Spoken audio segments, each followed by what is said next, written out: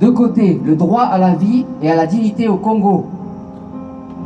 Après la découverte du royaume Congo par les Portugais au XVe siècle, la population congolaise a été victime de tout genre d'abus. Pendant plusieurs siècles, les Congolais ont subi la terrible traite négrière, les Européens envoyant des millions d'entre eux travailler de force dans les plantations en Amérique du Nord. Grâce au mouvement abolitionniste, l'esclavage prit fin progressivement au XIXe siècle. Cependant, un malheur bien plus grand attendait les Congolais. En 1885, Léopold II, roi des Belges, s'appropria le Congo à titre personnel.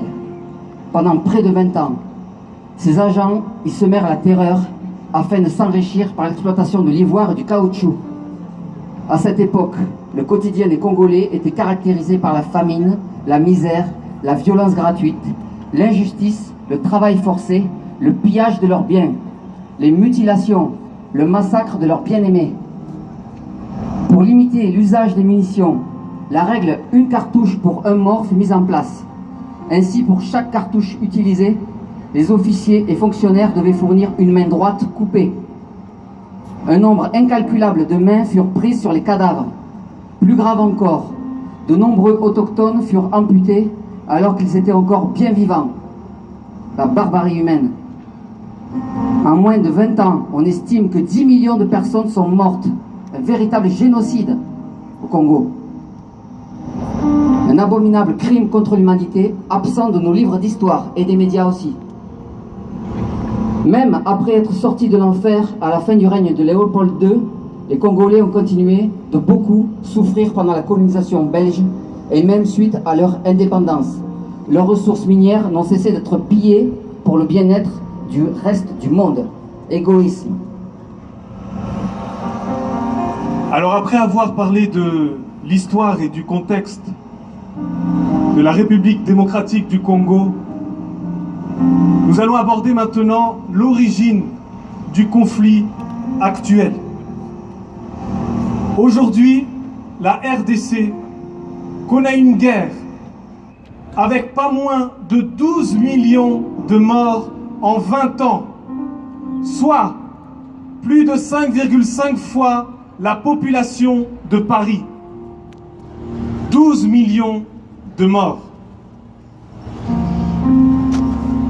À l'origine, la communauté internationale avait demandé au Congo d'accueillir plusieurs vagues de réfugiés des pays voisins, notamment des milliers de Rwandais qui fuyaient le génocide du Rwanda en 1994. Les Congolais sont aujourd'hui victimes de leur hospitalité, puisque des milices armées et de diverses origines occupent l'est de ce pays. Elles chassent les populations autochtones de leurs terres pour les remplacer par d'autres.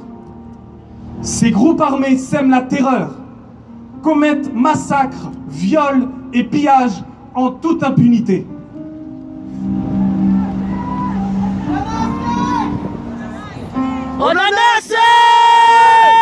Il y a 16 ou 17 ans, je suis partie au Congo, à Kinshasa, dans le quartier de Ndjili, avec mes enfants. Et là-bas, j'ai rencontré une famille. Il y avait un enfant qui était très malade. Il avait plus de 40 de fièvre. Moi, j'étais partie avec mes fils, j'étais armée de médicaments. Alors, je lui ai juste donné une boîte de Doliprane infantile et je lui ai donné une petite prescription en lui disant, voilà, à telle heure et telle heure, tu lui donnes du Doliprane et la fièvre va baisser. Mi-avril 2018, il y a eu une réunion à Genève pour une levée de fonds pour la République démocratique du Congo, pour lever plus de 1 milliard d'euros pour aider, ce que nous disait David, les réfugiés et la population congolaise. En 16 ans, rien n'a changé, tout a empiré. Et le président actuel, Joseph Kabila, s'est permis de dire que son peuple allait bien, s'est permis de dire qu'il n'y avait pas de problème dans ce pays. Je vais vous dire quelque chose. Qui a un téléphone? Amen. On en a Tout le monde, tout le Vous monde. avez tous des téléphones. Oui. Prenez-en soin, car dans ce téléphone, il y a les larmes et le sang d'enfants et de femmes qui vont chercher du coltan. On en a assez. Prenez-en soin. On en a assez. On en a assez. On en a assez. On en a assez. On en a assez. On en a assez. On en a assez. On en a assez. On en a assez. On en a assez. On en a assez. On en a assez. C'est vrai, il y en a assez. Il y en a assez de morts. Des millions de morts. 12 millions de morts en une vingtaine d'années. C'est le terrible résultat d'une course sans pitié vers les richesses du Congo.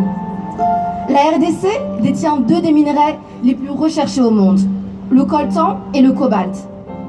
Ces matières premières sont présentes dans beaucoup des appareils que nous utilisons tous les jours, comme les téléphones portables, les ordinateurs, les consoles de jeux et aussi les batteries de voitures électriques. Vous l'avez bien compris, ce sont les minerais de demain. Le Congo en détient 2/3 des réserves mondiales. Leur exploitation est faite dans des conditions terribles, qui incluent le travail des enfants, le non-respect des consignes de sécurité les plus élémentaires. Et pour obtenir ces minerais, les milices armées tuent, pillent, violent, massacrent la population. N'oublions jamais le prix payé par les enfants congolais pour que nos enfants puissent jouer à leur console de jeu préférée. N'oublions jamais le prix payé par des millions de familles pour que nous jouissions des téléphones portables dernier cri. N'oublions jamais le prix payé par des milliers de femmes violées pour que nous puissions avoir des ordinateurs portables de plus en plus performants. Des entreprises comme Samsung, Apple, Microsoft et bien d'autres encore utilisent ces minerais et participent à ces crimes. Amen. Nous aussi, consommateurs, nous participons d'une certaine manière. Nous ne pouvons pas rester indifférents. Pour les 12 millions de morts en 20 ans, nous disons non. Non. Pour les 4 millions de déplacés, nous disons non. Non. Pour les milliers de femmes violées, nous disons non. Non. Pour les jeunes filles, les fillettes à qui on a volé l'innocence, nous disons non. Non. Pour les milliers d'enfants privés de soins médicaux et d'éducation, nous disons non. Non. Pour toutes les atrocités commises au Congo, nous disons non. Non. On en a assez. On en a assez. On en a assez. On en a assez. On en a assez. On en a assez. Qui est ton prochain? Qui est mon prochain? Je pense à ces jeunes filles aujourd'hui, en ce moment même, qui se font violer au Congo. Je pense à ces femmes. Et vous? Pensez à elles. Je pense à ces enfants qu'on envoie dans les mines, en ce moment même, en train de travailler dans des conditions sans nom, de mettre leur vie en péril pour des téléphones, pour des PlayStation. C'est le monde dans lequel on vit et chacun de nous a sa responsabilité. Chacun de nous est citoyen du monde. Chacun de nous a une voix. Et aujourd'hui, mon prochain, c'est le Congolais. Amen. On en a assez. On en a assez. On en a assez. On en a assez. On en a assez. On en a assez. On en a assez. On en a assez. On en a assez.